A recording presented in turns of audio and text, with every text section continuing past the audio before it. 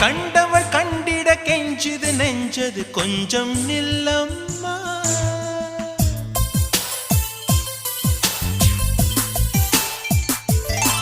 நான் வானவில்லையே பார்த்தேன், அதை காணவில்லையே வேத்தேன். ஒரு கோடி மின்னலை பார்வை ஜன்னலா வீச சொல்லியா கேட்டேன். இனி நிலவை பார்க்கவே